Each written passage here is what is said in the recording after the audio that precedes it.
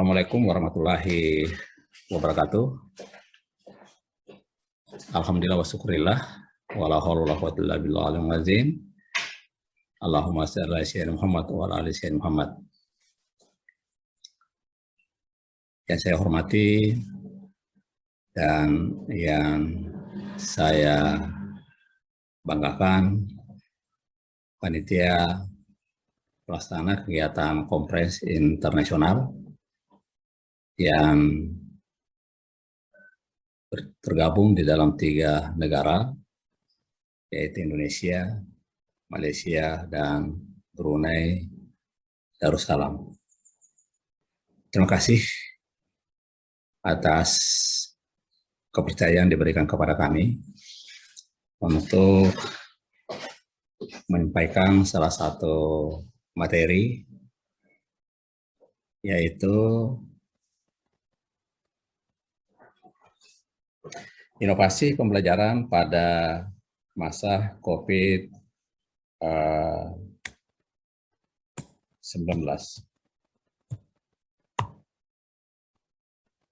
Sebelum saya lanjutkan ke paparan berikutnya, para audiens yang kami hormati, ada 5 nilai utama yang sebaiknya kita ketahui. Yang pertama adalah nilai religius, yang kedua nasionalis, integritas, gotong royong, dan mandiri. Nilai religius menanamkan tentang bagaimana mendapatkan pemahaman mengenai ketuhanan Yang Maha Esa yang harus menjadi bagian di dalam kita melakukan suatu aktivitas. Kemudian yang kedua nasionalis, penekanannya cinta kepada tanah air. Ini menjadikan alasan kita untuk terus kita dapat berbuat ataukah berkarya. Kemudian integritas menanamkan tentang kejujuran, baik dalam berucap, bersikap, maupun urusan-urusan yang lain, misalnya keuangan. Kemudian berikutnya lagi adalah gotong royong.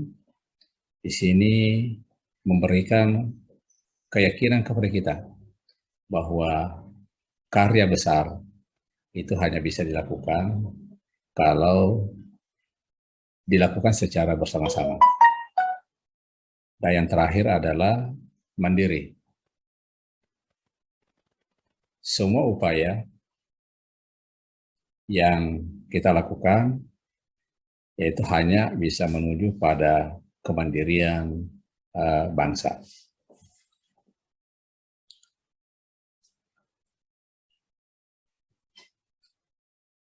Para audiens yang kami hormati dan saya banggakan, seperti diketahui bahwa pembelajaran inovatif merupakan suatu pembelajaran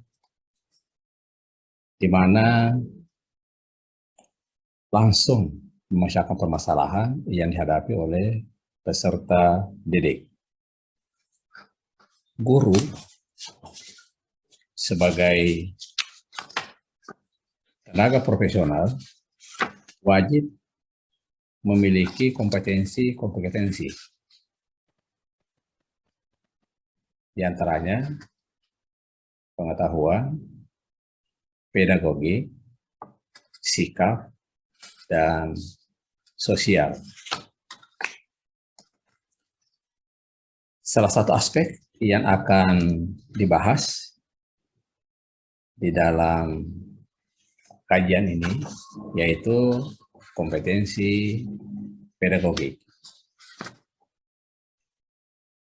Prinsip pembelajaran inovatif yaitu untuk mengembangkan pembelajaran efektif, khususnya memasuki abad 21. Nah, salah satu yang bisa dilakukan yaitu dengan menggunakan STEM, yaitu Science, Teknologi, Engineering, Arts, dan Matematik.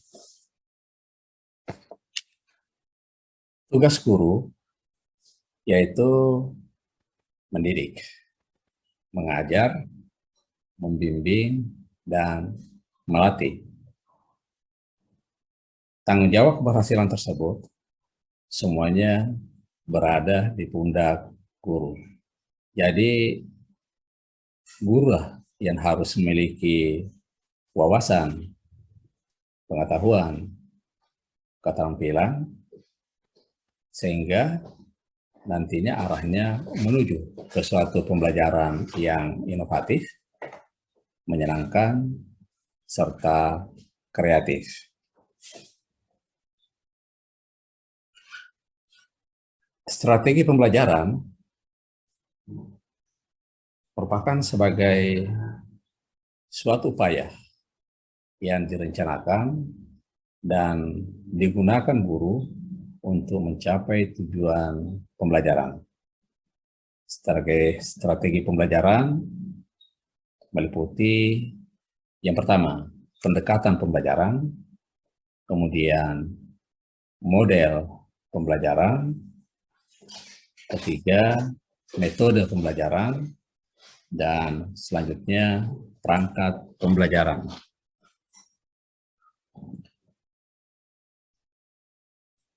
Nah, salah satu pendekatan yang bisa digunakan adalah STEM, di mana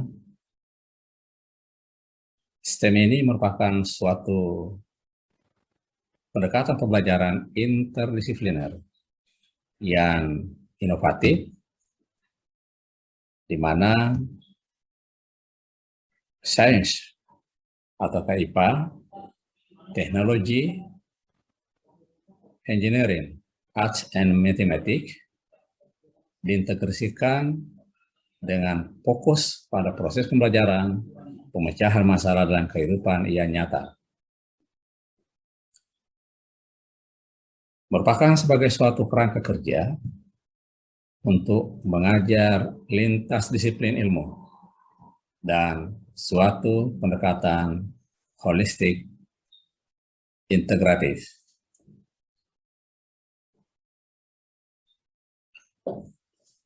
Praktek pembelajaran STEM ada 3 yang sering kita dapatkan atau kita lihat. Yang pertama dengan menggunakan pendekatan silo atau terpisah. Yang kedua dengan pendekatan embedded, tertanam. Dan yang ketiga pendekatan integrated atau terintegrasi. Adapun makna mempelajari STEM ini yaitu mengasah tingkat literasi pada peserta didik maupun pendidik. Nah, peserta didik, literasi yang diharapkan di sini yaitu untuk mengembangkan kehidupannya kelak. Ya, jadi begitu mereka sudah selesai di tingkat yang mereka dapatkan, maka pengembangan berikutnya yang bersangkutan bisa dia kembangkan sendiri. Nah, terus bagaimana dengan guru atau pendidik? Untuk guru, literasi STEM di sini untuk menunjang kinerja pendidik. Kinerja mendidik generasi yang kompetitif dan kolaboratif.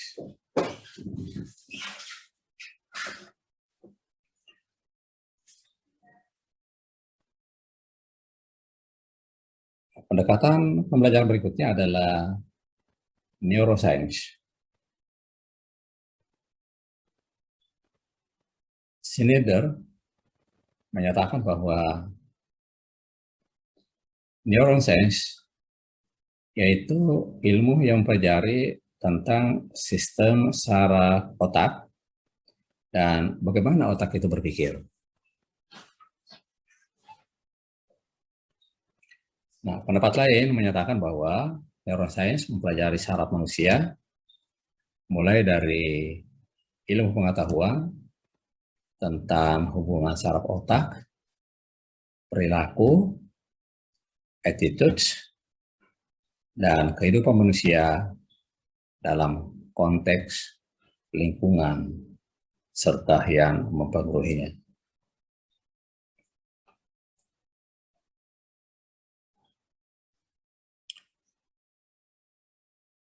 Dalam suatu penyampaian materi, pembelajaran dapat dikatakan optimal apabila mampu mengembangkan kedua belahan otak, kanan dan kiri secara seimbang.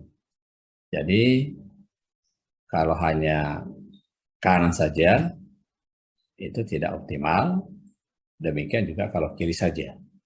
Jadi kita usahakan bagaimana caranya supaya kanan dan kiri itu seimbang. Nah, seperti diketahui bahwa otak kanan bersifat intuitif, sedangkan otak kiri bersifat linear. Intuitif berarti acak ya, divergen.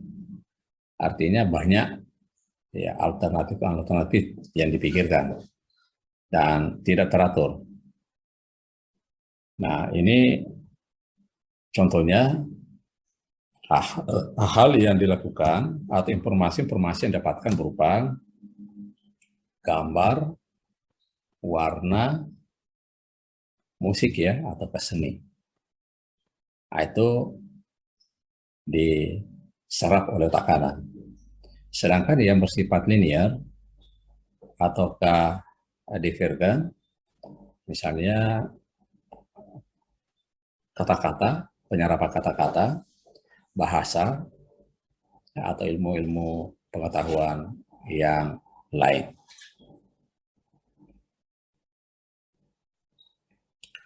Nah, adapun tahap pembelajaran neuroscience meliputi tahap persiapan, di mana peserta didik diharapkan agar sebelum materi dimulai, tertarik dan senang untuk mengikuti proses belajar mengajar.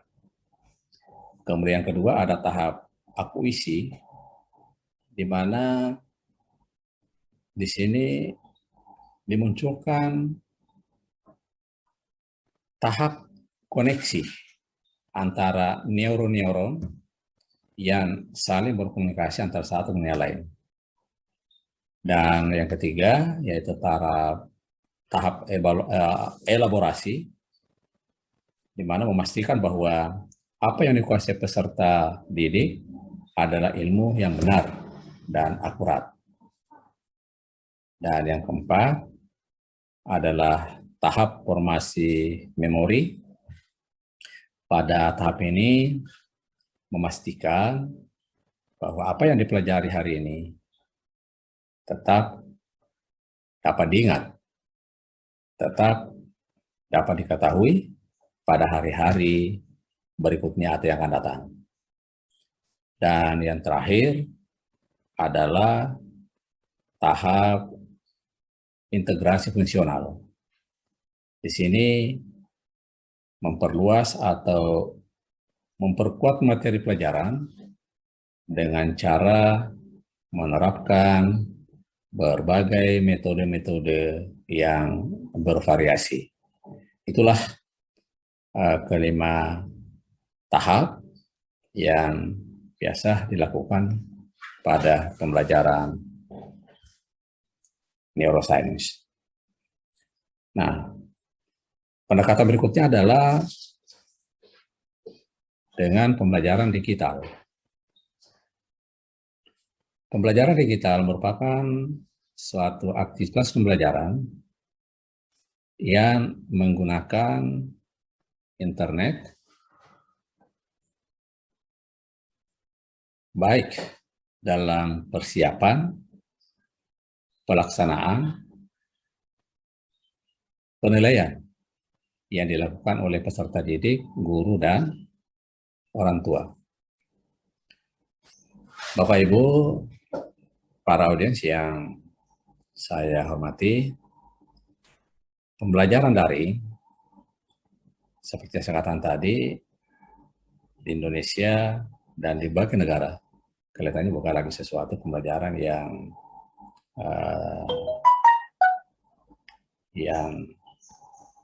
lama, bukan lagi suatu pembelajaran yang baru, tetapi ini merupakan suatu bagian yang memang sudah harus kita jalani ya, dengan berbagai kelemahan dan kekurangannya. Oke, penggunaan elektronik learning ya bisa mengatasi permasalahan yang terjadi selama pandemi berlangsung. Ya, kenapa? Karena jika tatap muka tidak bisa, dengan alasan untuk bisa kita mengeliminir hal-hal yang tidak kita harap terjadi, ya apalagi dengan kontak langsung, maka salah satu yang bisa kita lakukan adalah menggunakan e-learning. Yang kedua, metode ini juga bisa membuat para peserta didik untuk memanfaatkan fasilitas yang ada di rumah dengan baik. Kemudian sangat tepat sekali digunakan pada peserta didik yang berada di zona-zona merah. Nah, berikutnya, dengan menggunakan metode ini, sistem pembelajaran akan tetap bisa berlangsung dan seluruh pelajar tetap di rumah masing-masing dalam keadaan aman. Artinya apa? Pembelajaran bisa berlangsung dengan baik, terlaksana dengan baik, tanpa mereka meninggalkan rumah, dan diharapkan juga bisa mereka terbebas dari virus COVID ini.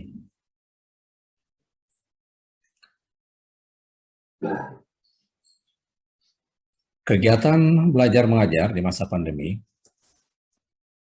dilaksanakan dengan metode jarak jauh, ya, dengan menggunakan sistem daring atau learning, bisa menggunakan Google Classroom, Google Form, Google Scholar, ataukah media-media lain, di mana semuanya dapat menyediakan kelas online. Sehingga dengan demikian, memudahkan para peserta maupun guru untuk mengakses konten-konten pembelajaran di mana saja.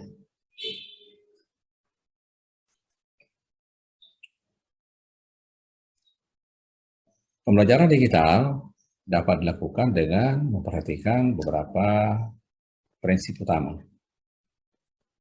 Yang pertama, dilaksanakan karena mengedepankan keselamatan. Ya, kita melaksanakan tatap muka, tapi kondisi yang tidak memungkinkan untuk kita laksanakan, maka terpaksa dilakukan dengan pembelajaran daring. Ya, jadi yang utama adalah keselamatan. Yang kedua, dengan belajar di rumah, yaitu memberikan pengalaman baru, ya, yang bermakna kepada siswa. Artinya tidak hanya semata-mata kita harapkan guru, tapi dengan mereka belajar di rumah, terlepas dari guru tadi, mereka juga bisa mengakses hal-hal materi-materi lain di luar dari apa yang disampaikan oleh guru. Kemudian yang ketiga, mengedepankan pola interaksi antara pendidik dengan siswa dan orang tua. Nah, jadi kalau tadinya selama ini tatap muka, banyak interaksi antara guru dengan siswa. Nah, sekarang ini justru guru tetap ada, tetapi pasti yang paling banyak interaksi nantinya adalah orang tua dengan siswa. Sehingga sangat diharap agar orang tua tetap harus memantau, tetap harus mendampingi selama proses pembelajaran itu berlangsung. Nah, materi ya tetap seperti biasa, ya, sesuai dengan kurikulum. Kemudian demikian juga dengan penugasan, ya dilakukan di rumah, dan itu diharapkan tidak menjadi suatu beban baru. Tapi dengan penugasan-penugasan, ini merupakan suatu bentuk yang bervariasi yang disampaikan oleh gurunya. Model paling efektif di masa pandemi COVID-19 ini adalah dengan menggunakan blended learning, yang kedua problem based learning atau biasa disingkat dengan PBL, dan project based learning atau PJBL. Blended ini merupakan suatu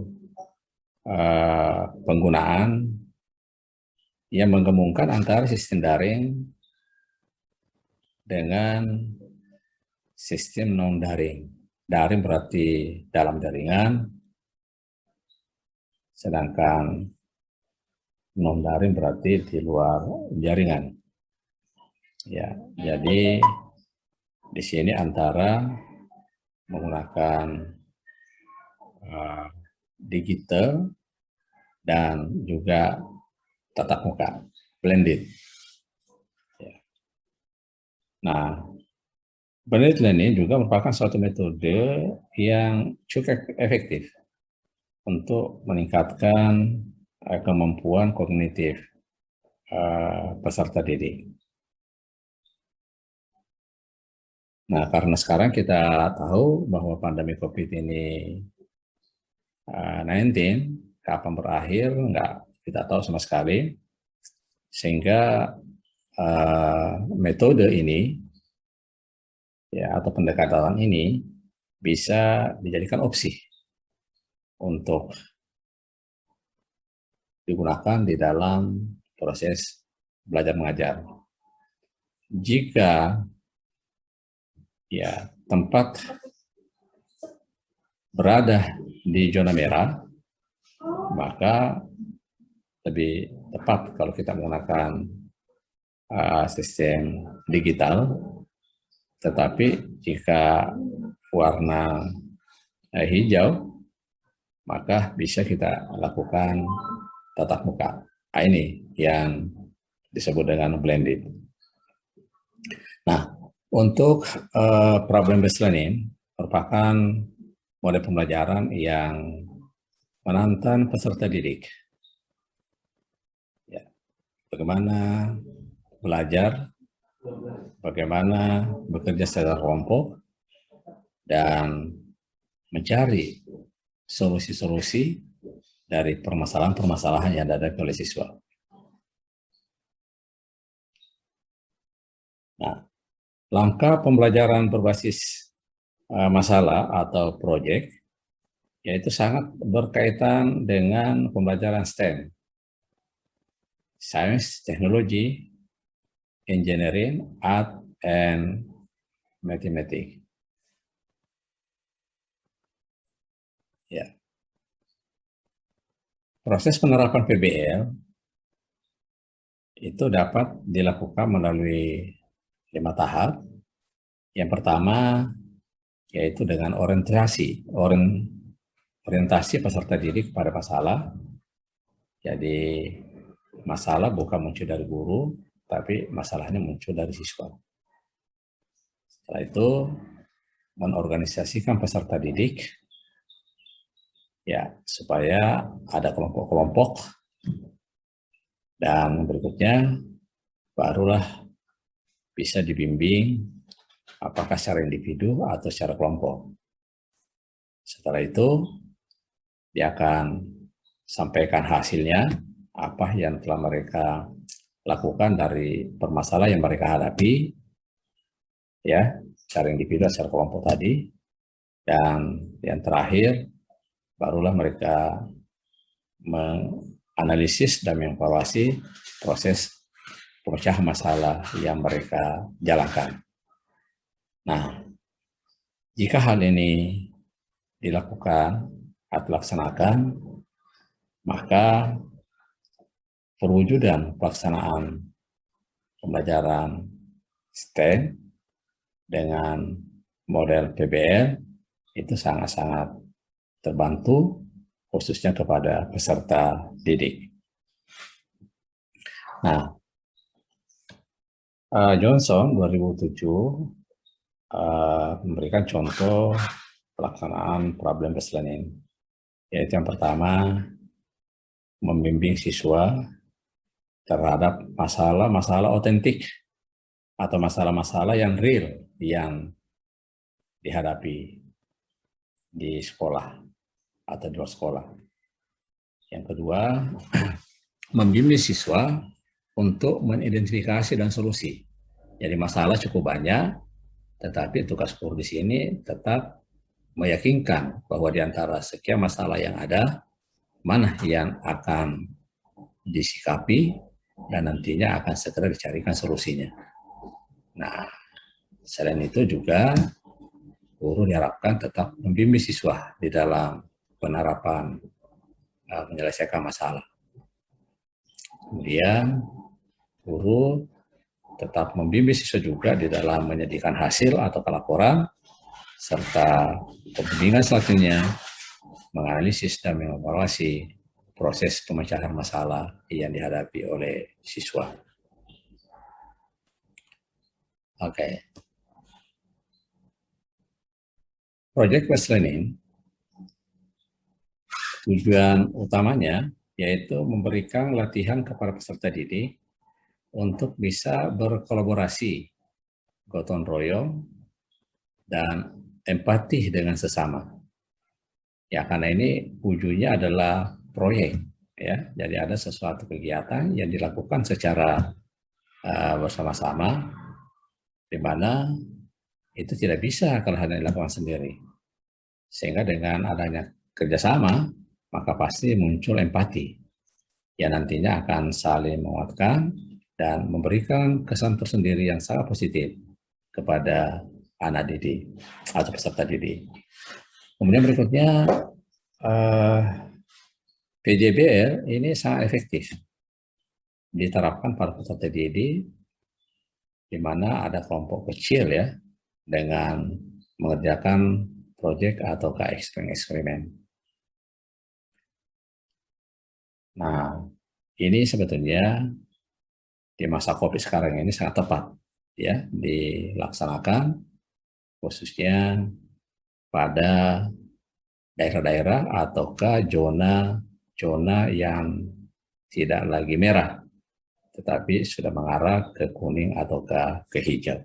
Ini tepat dilaksanakan. Nah, bagaimana ciri-ciri VJL? Yaitu yang pertama adalah shift away from the usual classroom, exit asal. Jadi di sini yang pertama ini bahwa pembelajaran itu bergeser dari kelas yang pendek ke kelas biasa. Nah, itu kalau VJL. Jadi tidak ada di sini penekanan waktu seperti kalau kita mengajar seperti biasa 1,5 jam. Ya, kalau ini waktunya biasa. Ya, jadi kita berikan kebebasan kepada peserta didik. Nah, yang kedua di sini juga ada learning activity. Jadi dengan kegiatan ini proses pembelajaran tetap dilakukan dengan secara aktif, ya khususnya kepada siswa. Ya, kenapa? Karena di sana akan terjadi kerjasama yang bagus, kolaborasi yang bagus, sehingga kelompok itu semuanya harus aktif. Nah, berikutnya ada interdisciplinary. Nah, di sini memang tidak hanya ditekankan kepada satu disiplin ilmu, tetapi bisa beberapa disiplin ilmu. Dan yang lainnya terpusat kepada siswa. Ya, jadi terpusat kepada kelompok yang ada itu. Dan berikutnya lagi dapat integrated with real world issue and practice. Nah, di sini terintegrasi dengan masalah-masalah pada dunia yang nyata. Jadi dengan apa yang mereka lihat pada saat itu yang real, maka pasti anak-anak kita akan tertarik untuk menyelesaikannya. Nah, penerapan PDWL ada 7 poin ya. Yang pertama, peserta didik sebagai pengambil keputusan, kemudian ada masalah, di mana masalah ini pemecahannya tidak ditentukan oleh guru sebelumnya, tetapi ditemukan oleh siswa sendiri. Nah, setelah itu peserta didik akan merancang bagaimana proses pemecahannya untuk mencapai suatu hasil. Nah, di sini juga peserta didik bertanggung jawab untuk mendapatkan informasi atau mengolah informasi yang mereka telah dapatkan. Setelah itu dilanjutkan dengan evaluasi secara kontinu dan secara teratur, melihat kembali apa yang telah dia kerjakan dan produk yang mereka hasilkan itu nantinya juga akan dievaluasi kualitasnya seperti apa. Oke. Contoh PBL, siswa memiliki masalah real ya, yang seperti diuraikan di atas tadi, misalnya berupa kasus. Setelah itu siswa mengidentifikasi dan merancang solusi untuk menghasilkan produk. Kemudian siswa menerapkan solusi, dan yang terakhir siswa membuat produk. Perangkat pembelajaran merupakan suatu pedoman guru di dalam aktivitas pembelajaran, baik di dalam kelas, di luar, maupun di laboratorium. Nah, perangkat pembelajaran banyak ya yang terdapat dalamnya, yaitu silabus, RPP, kemudian media, bahan soal, LKS, dan lain sebagainya. Itu merupakan bagian dari perangkat pembelajaran. Saya pikir itu yang dapat kami sampaikan. Kurang lebihnya saya mohon maaf. Saya akhiri. Wabillahi taufiq wal hidayah. Wassalamualaikum warahmatullahi wabarakatuh. Salam sehat untuk kita semua.